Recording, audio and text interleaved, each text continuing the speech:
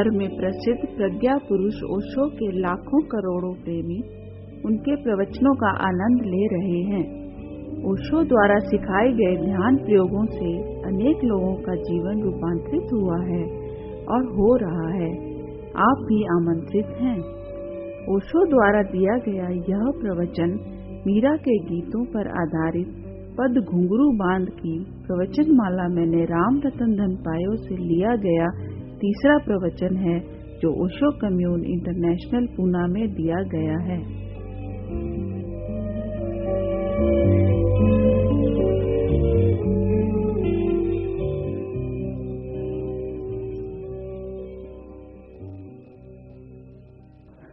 मनुष्य की खोज क्या है?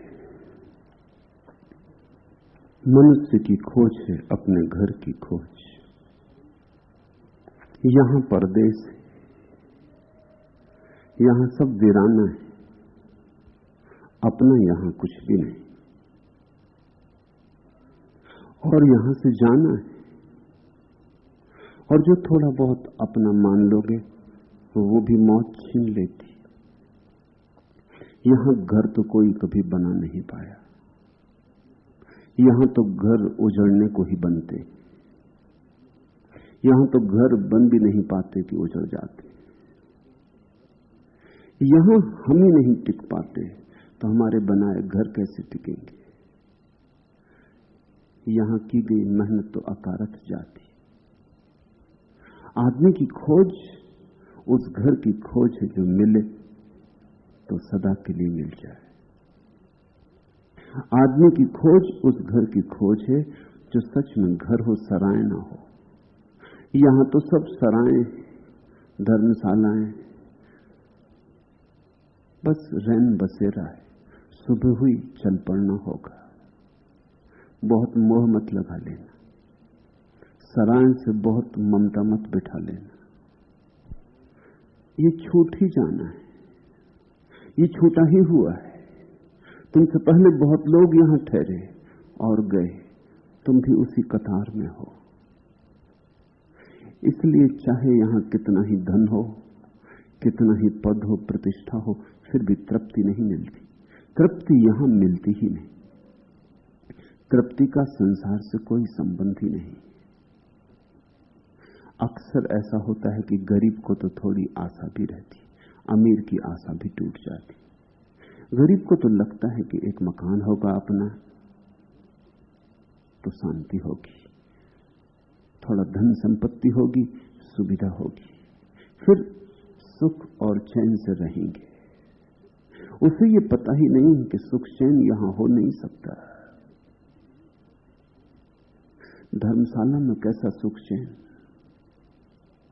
कब उठा लिए जाओगे? आधी रात में पुकार लिए जाओगे। कब मौत का दूत द्वार पर खड़ा हो जाएगा और दस्तक देने लगेगा? कुछ भी तो नहीं कहा जा सकता। यहां चैन कैसे हो सकता है? बेचैनी यहां स्वाभाविक है। फिर भी गरीब को थोड़ी आशा होती, लगता है मकान ठीक नहीं, कैसे चैन करूं?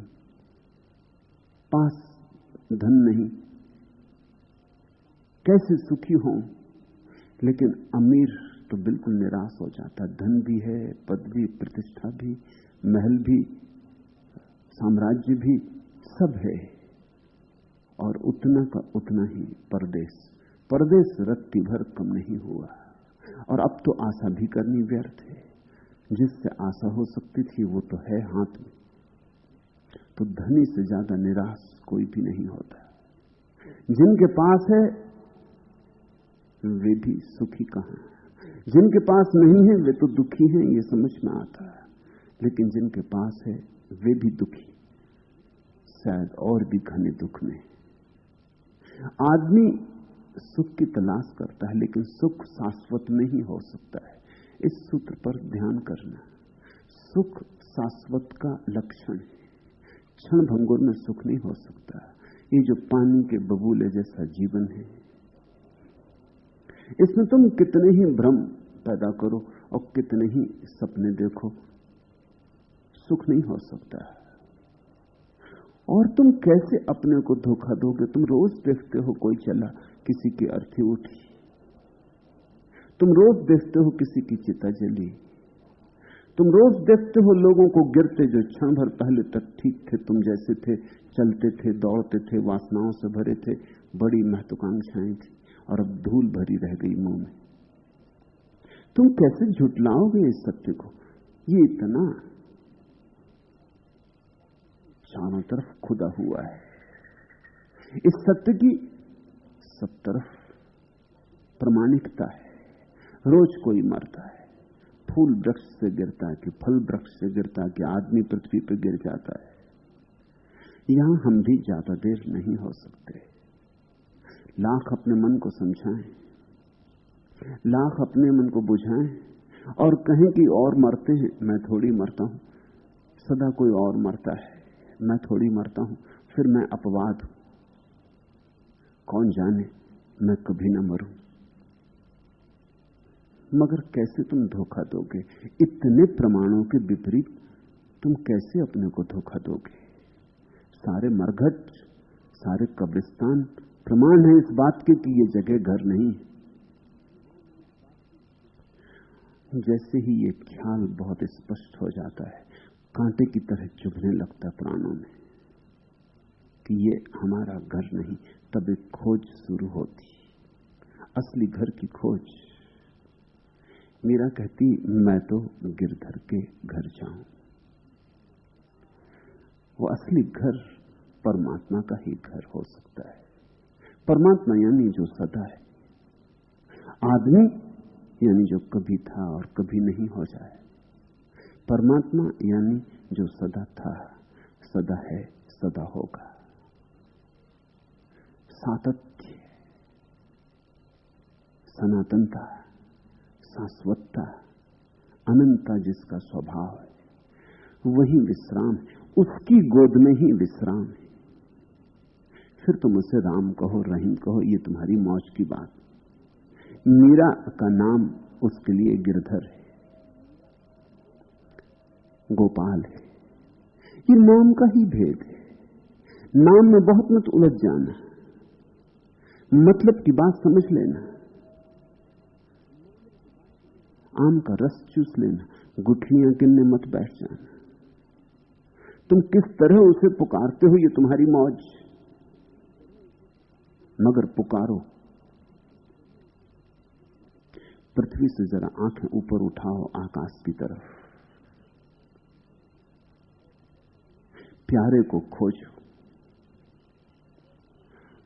और ऐसा नहीं है कि प्यारा बहुत दूर है, और ऐसा नहीं कि तुम्हें बड़ी बड़ी पहाड़ियां चढ़नी तब तुम्हें प्यारा मिलेगा। मजा तो यह है कि प्यारा बहुत करीब है। संसार बहुत दूर है, इसलिए किसी को नहीं मिल पाता। चलते हैं लोग, चलते हैं लोग, लगता है मिला मिला, अब मिला तब मिला, मिलता कभी नहीं। संसार कभी किसी को मिला? बस ऐसा ही लगता है जैसे दूर जमीन को छूता हुआ आकाश, क्षितिज। ये रहा, और थोड़े दौड़ लें मिल जाएगा। लेकिन तुम जितना दौड़ते हो, क्षितिज भी उतना ही दौड़ जाता। तुम्हारे और क्षितिज की दूरी बीच की सदा बराबर रहती, वही की वही, एक ही अनुपात रहता है, उसमें फर्क नहीं पड़ता। संसार कब किसको मिला है? संसार मिलता ही नहीं। और मजा ये कि संसार बड़ा पास मालूम होता है, और परमात्मा पास मालूम नहीं होता और मिल सकता है, क्योंकि पास है, इतना पास है, पास से भी पास है, तुम्हारे अंतरतम में बैठा। शायद इसीलिए दिखाई भी नहीं पड़ता। मछली को सागर कैसे दिखाई पड़े? उसी में पैदा होती है, उसी में लीन हो जाती। आदमी को परमात्मा कैसे दिखाई पड़े? उसी में हम पैदा होते, उसी में जीते, उसी में श्वास लेते, उसी में एक दिन लीन हो जाते। हम उसकी ही तरंग हैं, हम उसकी ही वीणा पर उठे स्वर हैं, हम उसके ही फूल से उड़ी सुवास हैं, हम उसके ही दिए की किरण हैं। हमारा उससे तादात्म्य है, इसलिए भेद न होने के कारण देखना बहुत मुश्किल। भेद चाहिए दृश्य और दृष्टा में, तभी देखना हो पाता है। कोई चीज तुम्हारे आंख के बहुत करीब ले आई जाए तो फिर तुम न देख सकोगे। और एक तो बात तुम जानते हो कि अपनी आंख को तुम कभी नहीं देख पाते। आंख जिससे तुम सब देखते हो अपने प्रति बिल्कुल ही अपरिचित है। अगर आंख को देखना हो तो दर्पण में देखना पड़ता है। दर्पण में आंख दूर हो जाती, प्रतिबिंब बनता है, प्रतिबिंब दूर हो जाता है। मगर आंख थोड़ी देखते हो दर्पण में, तुम आंख की छाया देखते हो। आंख को तो अपनी किसी ने कभी देखा ही नहीं, क्योंकि देखना आंख की क्षमता है, इतनी करीब है कि उसको अलग कैसे रखोगे, और अलग रख दोगे तो फिर देखोगे किससे। ऐसा ही परमात्मा है, तुम्हारे चैतन्य की क्षमता है। घर बहुत दूर नहीं, शायद तुम घर की तरफ पीठ किए खड़े हो। मीरा के इन वचनों को सुनना, ये वचन तुम्हारे हृदय के भी वचन किसी दिन बने तो तुम्हारा सौभाग्य होगा। इन्हें तुम गीत, काव्य और भजन ही मत समझना, ये प्राणों की प्यास है, ये प्राणों की पुकार है। मीरा ने जो कहा है ये उसके हृदय का भाव है, ये कोई दर्शन शास्त्र नहीं है। मीरा किसी सिद्धांत को सिद्ध करने नहीं चली है, और न दुनिया को कोई धर्म देने चली है। मीरा तो अपनी प्यास की अभिव्यक्ति कर रही है।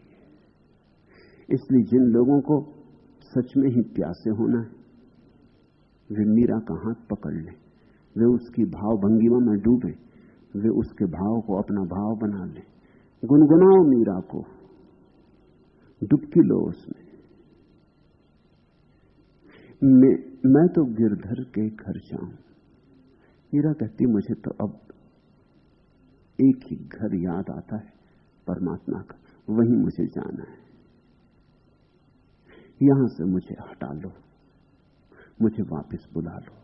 ये निष्कासन बहुत हो गया, ये दंड काफी है, अब मुझे और दूर ना रखो।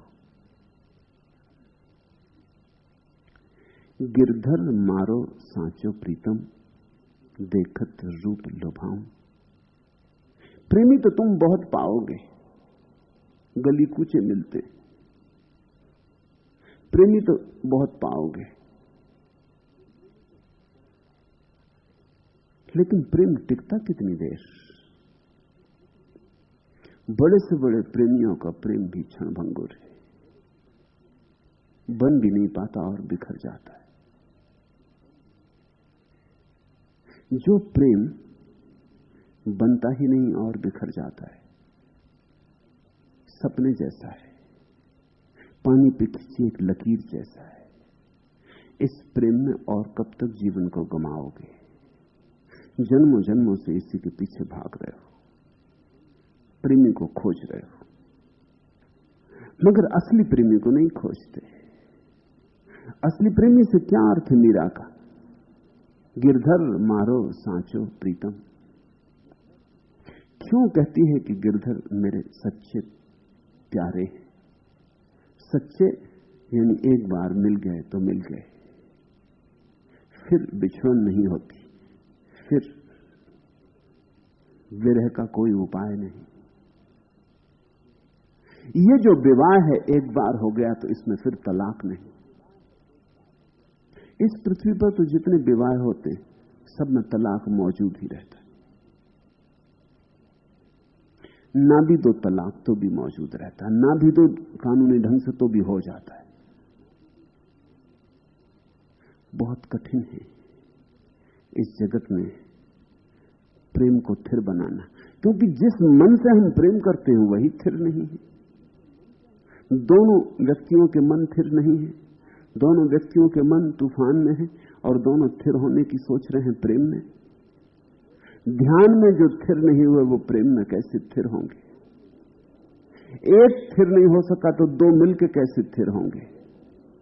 एक ही काफी चंचल होता है, दो मिलकर चंचलता अनंत गुनी हो जाती। टक्कर और टकराव, प्रेमियों की सारी कथा संघर्ष की कथा है, लड़ाई झगड़ा। बने रहें साथ तो भी साथ कभी का टूट चुकता है। बने रहते हैं और किन्हीं कारणों से, आर्थिक सुविधा है, परिवार है, बच्चे हैं, प्रतिष्ठा है, नाम है। जाएं तो जाएं भी कहां? उस सांचे प्रीतम की तो कोई खबर भी नहीं मिलती, उसका तो कुछ पता भी नहीं है। तो जो हाथ में हो उसी को पकड़े रहो। कहते हैं समझदार लोग कि हाथ की आधी रोटी भी ठीक, सपने की पूरी रोटी की। तो वो पता नहीं सांचा प्रीतम माना कि पूरी रोटी है, तृप्त कर देगा, लेकिन कहां है उसका तो कुछ पता नहीं। तो पकड़े रहो जो भी आधा बासा, जो भी टुकड़ा ले।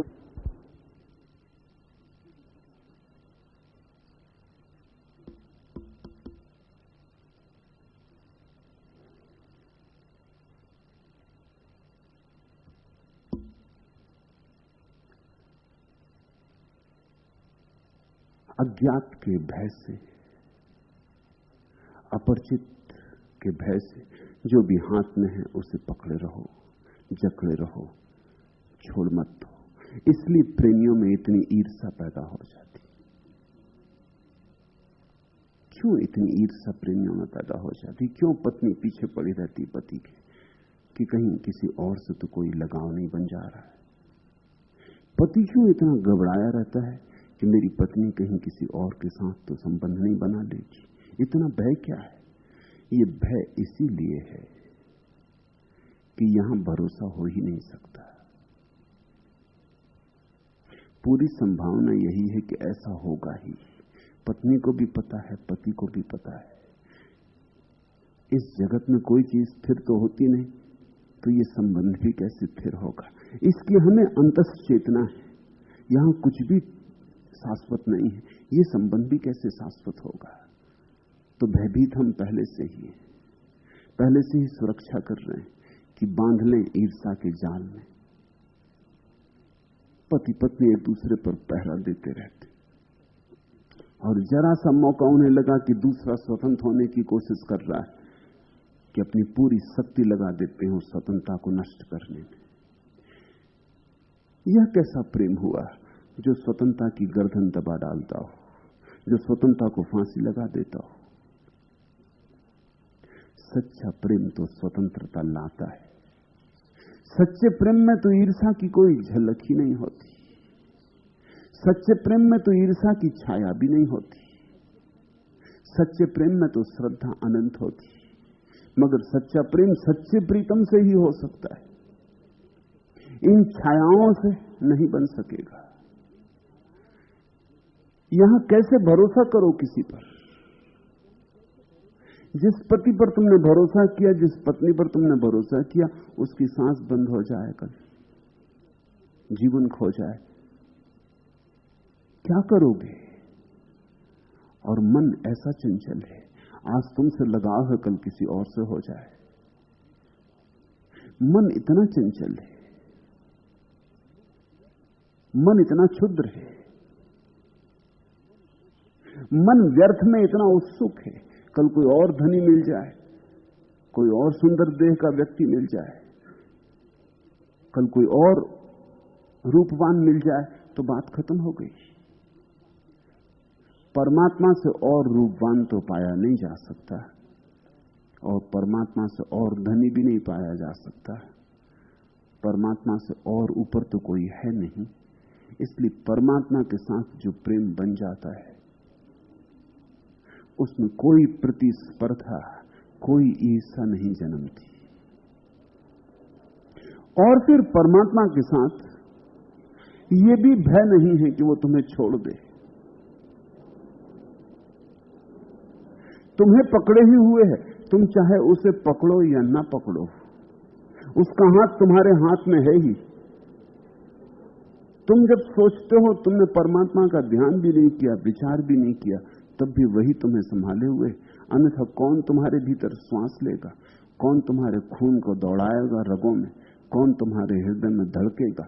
तुम चाहे उसे इंकार करो, परमात्मा ने तुम्हें इंकार कभी नहीं किया है। इसलिए जिस दिन तुम भी स्वीकार कर लोगे, वह तो स्वीकार किए ही है। जिस दिन ये दोनों स्वीकृतियां मिल जाएंगी उसी दिन महामिलन हो जाता है। गिरधर मारो सांचो प्रीतम, देखत रूप लुभाऊं। और उसका रूप अनिर्वचनीय है। इस जगत में जो थोड़ा बहुत रूप दिखाई पड़ता है उसी का प्रतिबिंब है। इस जगत में जो थोड़ा बहुत संगीत दिखाई पड़ता है ये उसी के संगीत की प्रतिध्वनि है।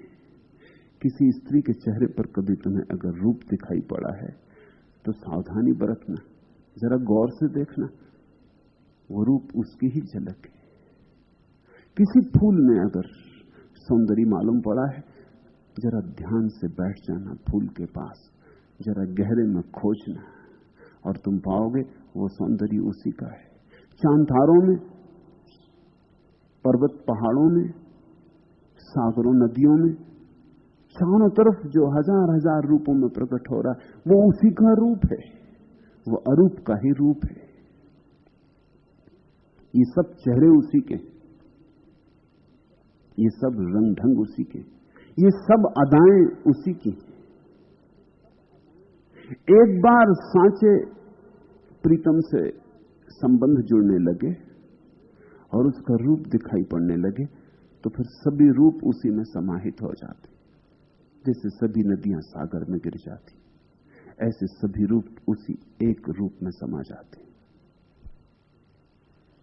गिरधर मारो सांचो प्रीतम, देखत रूप लुभाऊं। मैं तो गिरधर के घर जाऊं।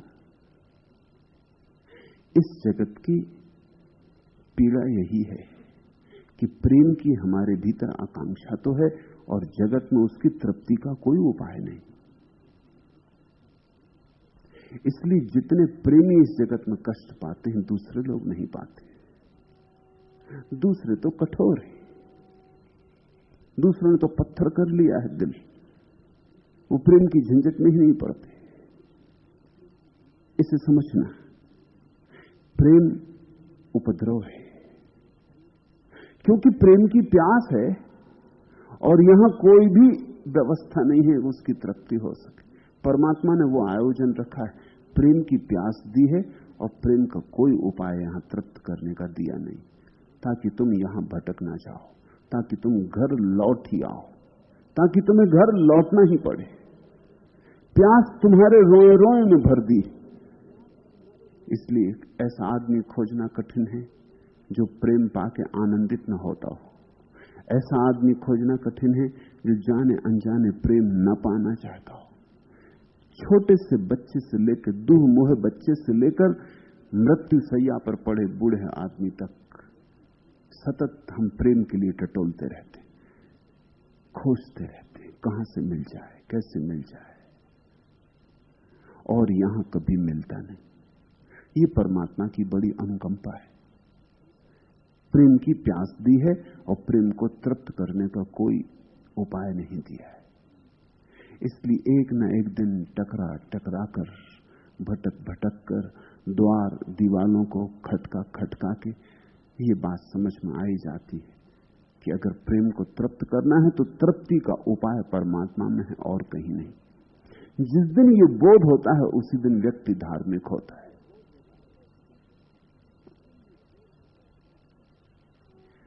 यहां तो प्रेम के नाम पर ईर्ष्या है, मोह है, मत्सर है। यहां तो प्रेम के नाम पर एक दूसरे की हत्या है। यहां तो प्रेम के नाम पर गुलामी चलती। जैसे हवा में अपने को खोल दिया है इन फूलों ने, आकाश और किरणों और झोंकों को सौंप दिया है अपना रूप, और उन्होंने जैसे अपने में भरकर भी उन्हें छुआ नहीं है। ऐसा नहीं हो सकता क्या तुमसे मेरे प्रति?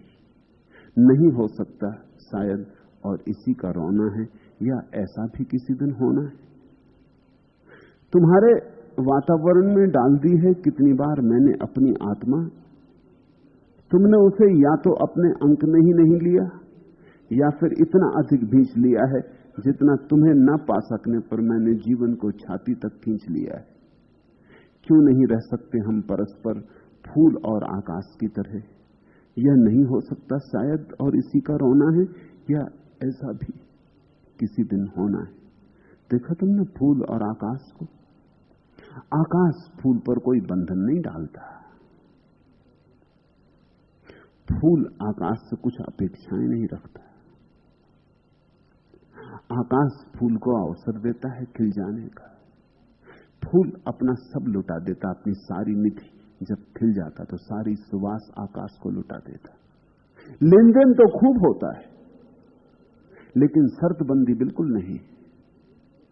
न तो फूल कहता कि आकाश तुम मेरे हुए, न आकाश कहता कि फूल तुम मेरे हुए। मेरे तेरे की बात ही नहीं उठती, मैं तू का भाव ही नहीं उठता। इस पंक्तियों के लेखक ने आदमी के मन की गहरी बात कही है। जैसे हवा में अपने को खोल दिया है इन फूलों ने, आकाश और किरणों और झोंकों को सौंप दिया है अपना रूप, और उन्होंने जैसे अपने में भरकर भी उन्हें छुआ नहीं। ऐसा नहीं हो सकता क्या तुमसे मेरे प्रति? नहीं हो सकता शायद, और इसी का रोना है, या ऐसा भी किसी दिन होना है। प्रेमियों का रोना क्या है? व्यथा क्या है? पीड़ा क्या है? विडंबना क्या है? एक ही विडंबना है कि जिससे हम प्रेम करते वही जंजीरें बन जाता। जिससे हम प्रेम करते कर भी नहीं पाते कि वही कारागृह बन जाता है। जिसे हम देने चले थे, हम देने का निवेदन भी नहीं करते कि वो मालकियत की घोषणा कर देता है। जिसे हमने पहले दिन अपने सहज आनंद से दिया था, वो दूसरे दिन अपेक्षा करता है, कानूनी अपेक्षा, मिलना ही चाहिए। आकाश को आज फूल ने अपना रूप दिया है, कल सुबह आकाश आके फूल के द्वार पर कहेगा नहीं अब क्या हुआ तुम्हारा रूप, अब मुझे दो, कल दिया था आज भी दो और सदा देना। ये गठबंधन हो गया, नहीं दोगे तो उपद्रव है।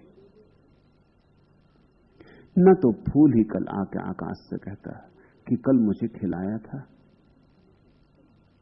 कल मुझे जगह दी थी, मुझे सम्मान से स्वीकारा था, सिंहासन दिया था, आज मैं मिट्टी में गिर रहा हूं, अब मुझे संभालो, आज मेरी पखड़ियां बिखरी जाती, आज मैं मृत्यु की गोद में जा रहा हूं, मुझे बचाओ। अगर नहीं बचाते तो कैसा तुम्हारा प्रेम? नहीं कोई शर्त है, नहीं कोई आग्रह।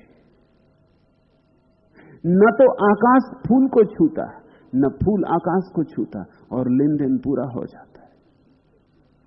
फूल अपना सब निवेदन कर देता आकाश को, आकाश अपनी सारी स्वतंत्रता दे देता फूल को। दोनों एक दूसरे की मुक्ति में सहयोगी। यही तो प्रेमी का रोना है, क्योंकि प्रेम की आकांक्षा मूलतः बहुत गहरे में स्वतंत्रता की आकांक्षा है। प्रेम बीज है मोक्ष का। लेकिन जैसे ही तुमने किसी को प्रेम किया, स्वतंत्रता गई, परतंत्र हुए, और परतंत्र हुए कि प्रेम मरा, क्योंकि प्रेम परतंत्रता में जी नहीं सकता। प्रेम को परतंत्रता में जिलाने की कोशिश ऐसे ही है जैसे आकाश को कोई डब्बों में बंद करना चाहे, सूरज की किरणों को कोई संदूकों में बंद करना चाहे, फूलों की सुवास को कोई मुट्ठियों में बींच लेना चाहे। ये नहीं हो सकता, ये अस्वाभाविक है, मगर यही प्रेमी करते हैं। और प्रेम के नाम पर फिर जंजीरें रह जाती हैं, बोझिल जंजीरें, मुंह में एक तिक्त और कड़वा स्वाद रह जाता है। मगर इस जगत में यही हो सकता है। तुम जो मांग कर रहे हो कि न फूल आकाश को छुए न आकाश फूल को छुए, ये तो सिर्फ परमात्मा के ही प्रेम में हो सकता है। इसलिए उसको मीरा ने सांचा प्रीतम कहा है। उसके प्रेम में कोई बंधन नहीं है, उसके प्रेम में परिपूर्ण स्वतंत्रता है। उसके प्रेम में तुम पर कोई सीमा नहीं लगती, तुम्हें कोई मर्यादा नहीं बांधनी होती। उसका प्रेम तुम्हें स्वीकार करता है, तुम जैसे हो वैसा ही। उसका प्रेम ये भी नहीं कहता कि तुम ऐसे होगे तो मैं प्रेम करूंगा। तुम ऐसे नहीं होगे तो मेरा प्रेम अवरुद्ध हो जाएगा। इस जगत में तो सभी प्रेम सशर्त थे। तुम जब भी किसी को प्रेम करते हो तुम कहते हो ऐसा करो तो ही मेरा प्रेम मिलेगा, ऐसा नहीं किया तो मैं अपने प्रेम को रोक लूंगा। ये तो प्रेम ना हुआ, ये तो सौदा हुआ, ये तो व्यवसाय हुआ। प्रेम तो अबाध बहना चाहिए, उसके पीछे कोई और हेतु और कारण नहीं होना चाहिए। मेरी मानोगे तो प्रेम दूंगा और मेरी नहीं मानोगे तो प्रेम छीन लूंगा। तो ये प्रेम नहीं था, ये तो केवल रुस्बत थी, ये तो केवल फुसलावा था, ये तो तुम्हें राजी करने के लिए। ऐसा ही था जैसे कि कोई कांटे में आटा लगा के जल के किनारे बैठ जाता है मछली को पकड़ने को। कोई मछली को आटा खिलाने के लिए नहीं बैठा है, आटे में कांटा छिपाया हुआ है। ऐसे ही तुम्हारे प्रेम में कांटा छिपा हुआ है। इसलिए मीरा कहती ये साचा प्रेम नहीं है, ये सच्चा प्रेम नहीं है। इसमें भीतर तो कांटा है, जहर से भरा हुआ। गिरधर मारो सांचो प्रीतम। परमात्मा आकाश जैसा विराट है। विराट से दोस्ती करोगे तो तुम भी विराट हो जाओगे, क्षुद्र से दोस्ती करोगे तो क्षुद्र हो जाओगे। दोस्ती सोच समझ के करना। और अक्सर हम बड़े ना समझे, हम बड़े क्षुद्र से दोस्ती कर लेते हैं। किसी ने धन से दोस्ती कर ली, बस वो नोट ही गिनता रहता है, वो नोट को ही देखता रहता है, उसे सारे जगत का सौंदर्य नोट में समाया हुआ मालूम पड़ता है। किसी ने पद से दोस्ती कर ली, वो दिन रात एक ही चिंता में रहता है कैसे और कुर्सी बड़ी हो जाए, थोड़ी और ऊंची हो जाए, थोड़ी और ऊंची हो जाए। सारी जिंदगी दांव पे लगा के बस कुर्सी बड़ी कर लेता है और तब कुर्सी सहित गिर जाता कब्र में। ये दोस्तियां तुमने बड़ी क्षुद्र से कर ली। दोस्ती ही करनी तो कुछ विराट से करो, शर्म से करो, परम से करो। वही अर्थ है गिरधर मारो सांचो प्रीतम, देखत रूप लुभाऊं। रैन पड़े तभी उठ जाऊं, भोर भय उठाऊं। रैन दिना बाके संग खेलूं, ज्योतियों वाहे रिझाऊं।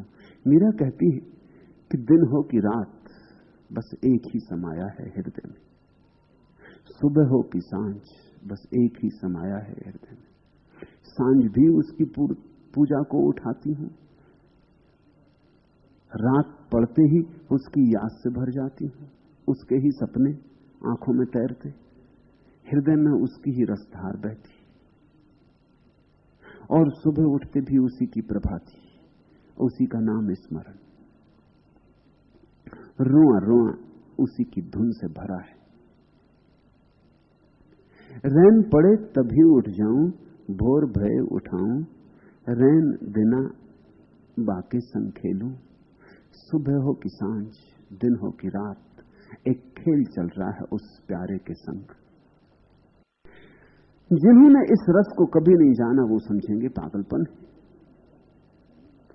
किसकी बातें हो रही? ये मीरा किसके रस की बातें कर रही है?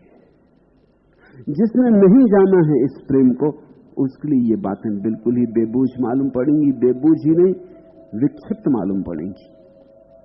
लेकिन जिसने जाना है उसके लिए सारा जगत फीका हो जाता है। निर्णय मत लेना बिना जाने, सुन के ही निर्णय मत ले लेना, क्योंकि तुम भी अगर मीरा को पाओगे एकांत में बैठे हुए गिरधर गोपाल से बातें करते तो क्या सोचोगे? तुम सोचोगे दिमाग इस स्त्री का खराब हुआ, ये किससे बातें कर रही है? कौन है यहां? कोई तो दिखाई नहीं पड़ता। ये सुबह से सांझ तक किसकी मस्ती में मस्त रहती? अदृश्य की मस्ती भी होती और अदृश्य से भी संबंध बनते। ये सच है कि अदृश्य से जो संबंध बनते हैं वो दूसरों के सामने प्रमाणित नहीं किए जा सकते, मगर प्रमाणित करने की जरूरत किसे है? मीरा मस्त है, मीरा आनंदित है और तुम दुखी हो। मुझसे पूछते हो तो मैं तुम्हें एक कसौटी देता हूं, आनंद को तुम सत्य की कसौटी मानना, और कोई कसौटी मत मानना। जो आदमी दुखी हो समझना कि असत्य में जी रहा है, और जो आदमी आनंद में मस्त हो, मगन हो, समझना कि सत्य में जी रहा है। आनंद कसौटी। जैसे शराब के घर जाते हो ना, तो सोने को कसने की पत्थर होता है, अपने पत्थर पे उठ के सोने को घिस लेता है। जैसे ही सोना स्वर्ण रेखा खिंच जाती उसकी कसौटी पर, समझ जाता है कि असली है या नकली, या कितना असली कितना नकली। आनंद कसौटी है। तुम अपने हर अनुभव को आनंद पर कस लेना। तुम बैठे अपनी पत्नी से बात कर रहे हो, कोई तुम्हें पागल नहीं कहेगा, क्योंकि पत्नी दिखाई पड़ती, चित्र लिया जा सकता है, 4 गवाह जुड़ाए जा सकते। पत्नी तुमसे बात कर रही, मगर सवाल यह है कि क्या तुम इस बात करते वक्त आनंदित हो? अगर आनंदित नहीं हो तो सारी दुनिया गवाह दे कि पत्नी असली है, तुम असली हो, और तुम्हारे बीच जो वार्ता हो रही वो असली है। क्या सार? अगर नरक ही पैदा हो रहा है असली से, तो क्या सार? मीरा को पागल मत कहना, क्योंकि मीरा को अगर पागल कहा तो तुम उस दिशा में जाने से अपने को रोक लोगे, भयभीत हो जाओगे। पागल तुम हो। पागल यानी जो दुखी है, और जिसने अपने दुख को ही वास्तविक मान रखा है, और जिसने वास्तविकता की ऐसी व्याख्या की है कि सिर्फ दुख ही वास्तविक मालूम होगा और आनंद कभी वास्तविक नहीं मालूम होगा, वो बड़ी झंझट में पड़ जाएगा। उसने द्वार ही बंद कर दिए परमात्मा के। थोड़ा थोड़ा सरको अपने दुख से, अपनी तथाकथित वास्तविकता से थोड़ा थोड़ा सरको। इसलिए ज्ञानियों ने इस संसार को माया कहा जो दिखाई पड़ता है, और परमात्मा को सत्य कहा जो दिखाई नहीं पड़ता।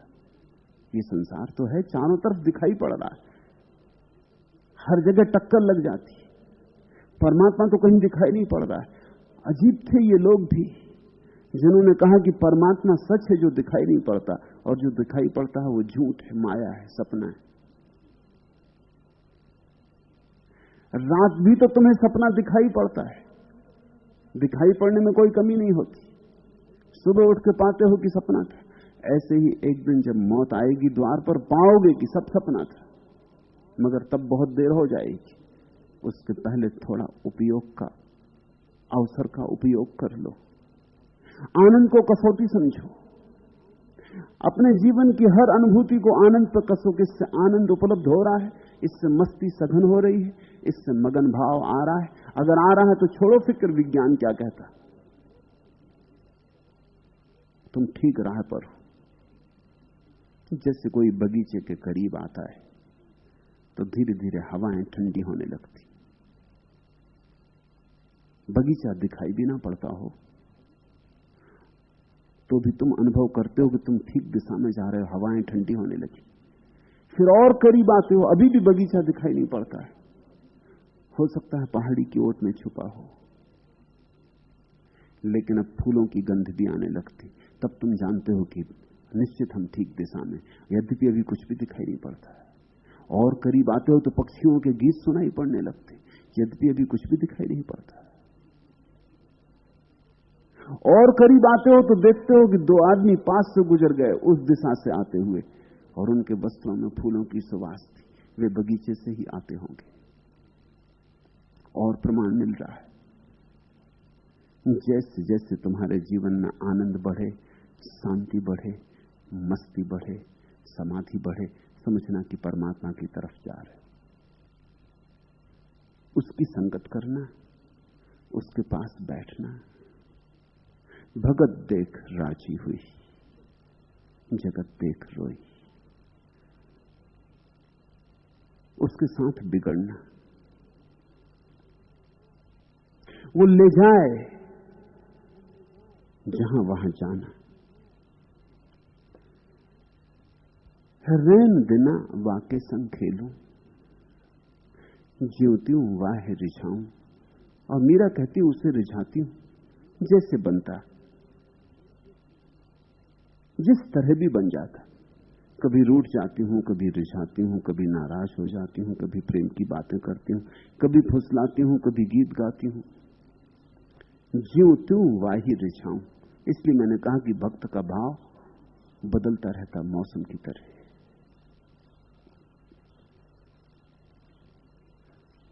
तू मुझे बता कि क्या था तू मेरे बयां से पहले। तेरी थी तो क्या हकीकत थी मेरे गुमा से पहले। भक्त पूछता है भगवान से भी कि तू ये मत समझ कि हम भी तुझ पर निर्भर हैं, हम ही तुझ पर निर्भर हैं, तू भी हम पर निर्भर है। तू मुझे बता कि क्या था तू मेरे बयां से पहले। मैंने जब तक तेरे संबंध में बात न की थी तो तू था ही क्या, ये बता। तेरी थी तो क्या हकीकत थी मेरे गुमा से पहले। और जब तक मैंने अपनी अनुभूति को स्वर न दिए थे, तेरे होने न होने में क्या था। ये बात सच है। जैसा मीरा ने गाया है गोपाल को, वैसा किसी ने गाया नहीं। मीरा के गाने के बाद गोपाल में जितना सत्य है उतना इसके पहले कभी भी नहीं था। अगर मीरा ना होती तो गोपाल कुछ कमजोर होते, तो गोपाल कुछ दरिद्र होते। मीरा ने कुछ समृद्धि जोड़ी। ऐसा ही नहीं कि भक्त ही भगवान को कुछ देता है, भगवान देता है, भक्त देता है। ये लेन देन दोनों तरफ से चलता है। ये आग दोनों तरफ लगती। ये कोई प्रेम ऐसा नहीं कि एक तरफा है कि भक्त ही रोता रहता है। नहीं, भगवान भी रोता है। ऐसा होना ही चाहिए, नहीं तो प्रेम का कोई अर्थ ही न रह जाए। तू मुझे बता कि क्या था तू मेरे बयां से पहले। तेरी थी तो क्या हकीकत थी मेरे गुमा से पहले। मिला राजे ला मका भी तो मका की ही आग ही से। न सऊरे लाम का था कहीं भी मका से पहले। इसे मैंने ही बसाया, इसे मैंने ही सजाया। ये चमन चमन नहीं था तेरा बागवां से पहले। न पता था बिजलियों को कोई अपनी मंजिलों का। यूं ही बस भटक रही थी मेरी आसियां से पहले। तेरे जो है लंतरानी को आया किया था मैंने। तेरा जलवा कब था जलवा मेरे इंतहा से पहले। हुआ है दर्द दिल से पैदा ये तसब्बरे मसरत। ये निसाते जहां कहां थी गमे जावदां से पहले। न फुगाने नीम सब थी न दुआए सुबह गाही। तेरा जिक्र तक नहीं था मेरी दास्तां से पहले।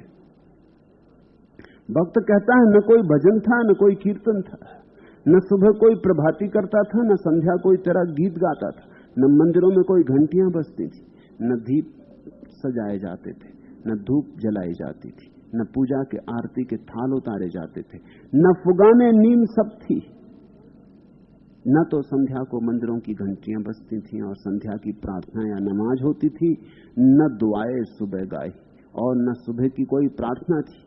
तेरा जिक्र तक नहीं था मेरी दास्तां से पहले। जब तक मेरी कहानी न घटी थी तब तक तेरी किसी को खबर भी न थी, तेरा जिक्र भी नहीं था। मेरे 100 के बंदगी से बने दैर और हरम सब। तेरी सजदागाह कहां थी मेरे आस्था से पहले। भक्त कभी कभी जूझता है और वो कहता है कि मैंने ही बनाए हैं ये मंदिर और मस्जिद, ये गुरुद्वारे, ये गिरजे। मेरे 100 के बंदगी से बने दैर और हरम सब। ये मेरा ही प्रेम है, ये मेरी ही पुकार है जिसने ये सारे मंदिर मस्जिद बनाए। तेरी सजदागाह कहां थी मेरे आस्था से पहले। और जब तक मेरा माथा झुकने को नहीं था तब तक कहां थी तेरी प्रतिमा और कहां था तेरा पूजा स्थल। कहां था तू। तेरा होना मुझसे पहले नहीं हो सकता। मेरे नक से पासे पैदा हुए जिंदगी के रास्ते। मैं ही गामजन हुआ था यहां कारवां से पहले। तेरा नाम, तेरी हस्ती, तेरी असल, तेरी सूरत, ये तमाम लफ्ज जो मानी थे कहां बयां से पहले। मेरे कहने के पहले इन शब्दों में अर्थ ही क्या था? भक्त कभी जूझता, कभी रूठता, कभी मनाता। भक्त सारी उन प्रक्रियाओं से गुजरता जिनसे इस जगत में साधारणता प्रेमी गुजरते। फर्क दो प्रेमियों के बीच जो घटनाएं घटती हैं उसमें और भगवान और भक्त के बीच में इतना ही है कि दो प्रेमियों के बीच थोड़े दिन घटती हैं, सुहागरात ज्यादा लंबी नहीं होती, क्षणभंगुर होती, आई और गई, जल्दी ही रस स्रोत सूख जाते, एक दूसरे के प्रति उदासी हो जाती, झरने फिर नहीं बहते। फर्क इतना ही है, परमात्मा और भक्त के बीच झरना फिर सदा बहता, एक दफा बहा तो बहा। यही तो अर्थ है सांचे प्रीतम का। शाश्वत प्रेमी है परमात्मा। रैन बिना बाके संग खेलूं, ज्योतियों वाह रिझाऊं, जो पहरावे सोई पहरूं, जो दे सोई खाऊं। भक्त कहता है तेरी मर्जी मेरा जीवन, तेरी मर्जी मेरा अनुशासन, जो पहरावे सोई पहरूं, जो दे सोई खाऊं। भक्त अपनी इच्छा हटा लेता, प्रेमी अपनी इच्छा को हटा लेता। इच्छा होगी तो प्रेम में कमी रह जाती, इच्छा होगी तो अपने को थोप देने की आकांक्षा रह जाती, इच्छा होगी तो हम अपनी मर्जी कुछ करवाना चाहते। नहीं, प्रेमी अपनी सारी मर्जी हटा लेता। जो पहरावे सोई पहरूं, जो दे सोई खाऊं। तो जो दे देता भगवान वही। मेरी उनकी प्रीत पुरानी, उन बिन पल न रहा हूं। और जैसे जैसे ये प्रेम का संबंध गहरा होता है, ये संवाद सफल होता है, जैसे जैसे भक्त का हृदय परमात्मा के करीब धड़कने लगता है, जैसे जैसे भगवान की मूर्त स्पष्ट होती, वैसे वैसे पता लगता है कि जन्मों जन्मों में इसी को तो खोजा है। ये प्रीत पुरानी, ये कोई नई खोज नहीं। और जब हम किसी और को भी प्रेमी समझ लिए थे, तब भी हम इसी को खोज रहे थे, ये पता चलता है। जब तुम किसी पुरुष के प्रेम में पड़ गए थे, किसी स्त्री के प्रेम में पड़ गए थे, किसी बेटे के प्रेम में पड़ गए, किसी माँ पिता के प्रेम में पड़ गए, किसी दोस्त के प्रेम में पड़ गए, जिस दिन तुम परमात्मा से संबंध जोड़ पाओगे, उस दिन चकित होकर देखोगे कि उन सब संबंधों में तुमने वस्तुतः परमात्मा को ही खोजा था। और इसलिए वे कोई भी संबंध तृप्त न कर पाए, क्योंकि तुम खोजते थे परमात्मा को और खोजते कहीं और थे, खोजते थे संसार में। मांग तुम्हारी बड़ी थी, तलाशते थे बूंद में और खोजते थे सागर को। अतृप्त न होते तो क्या होता, असफल न होते तो क्या होता। खोजते थे हीरों को, तलाशते थे कंकड़ पत्थरों में। विषाद हाथ न लगता तो क्या होता। असफलता स्वाभाविक थी, निश्चित थी।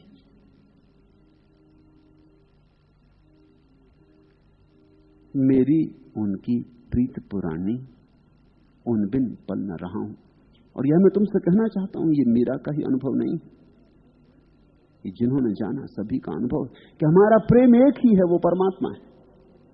हम उसी की तलाश कर रहे हैं, कभी गलत दिशा में तो भी तलाश उसी की है, कभी ठीक दिशा में तो भी तलाश उसी की। हम कुछ और खोजते ही नहीं, हम कुछ और खोज ही नहीं सकते। यहां तक भी मैं तुमसे कहना चाहूंगा कि जिन बातों में तुम कभी नहीं सोचते कि परमात्मा हो सकता, उनमें भी हम उसी को खोजते। एक आदमी पद को खोज रहा है। जब तुम जागोगे कभी, तब तुम पाओगे कि पद में भी परम पद की ही खोज छिपी थी। पद में भी आकांक्षा यही थी कि वहां पहुंच जाऊं जहां से कोई गिरा ना सके, वहां पहुंच जाऊं जहां गिरने का भय न रह जाए। वही आकांक्षा थी। जब तुम धन को खोजते हो, तब भी परमात्मा को खोजते हो, क्योंकि परमात्मा परम धन है।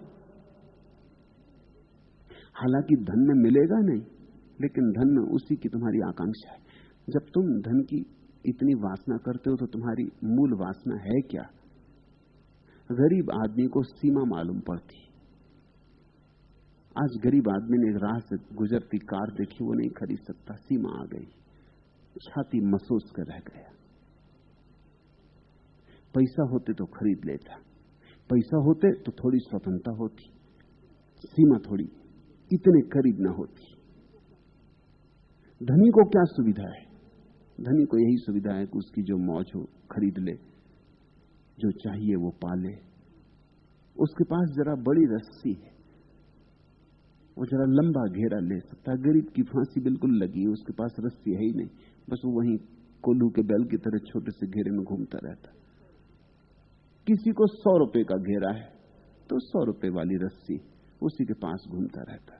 किसी को 1000 रुपए की सुविधा है, किसी को लाख रुपए की सुविधा है, किसी को करोड़ की सुविधा है, तो घेरा बड़ा हो गया। धन की तलाश स्वतंत्रता की तलाश है, धन की तलाश शक्ति की तलाश है, और परमात्मा परम शक्ति है, परम स्वतंत्रता है। धन से मिलती नहीं परम शक्ति, लेकिन तलाश तो वही है। कोई स्त्री सुंदर रहना चाहती, सदा जवान रहना चाहती। स्त्रियां अपनी उम्र कम बताती, ठहरी जाती एक उम्र पर, उसके आगे हटती नहीं। क्यों? क्या बात है? परम सौंदर्य की इच्छा है, शाश्वत सौंदर्य की इच्छा है, और कुछ भी नहीं। इस शरीर में ये घटने वाला नहीं। तुम चाहे बढ़ो या ना बढ़ो, उम्र तो बढ़ी रही। तुम चाहे कहो या ना कहो, शरीर कहने लगेगा। तुम कितने छिपाने की कोशिश करो, कुछ छिपेगा नहीं, ये प्रकट होने ही वाला है। चेहरे की झुर्रियां कह देंगी, हाथ पैर में आती कमजोरी कह देगी, ये तो हो ही जाने वाला है। कब तक छिपाओ?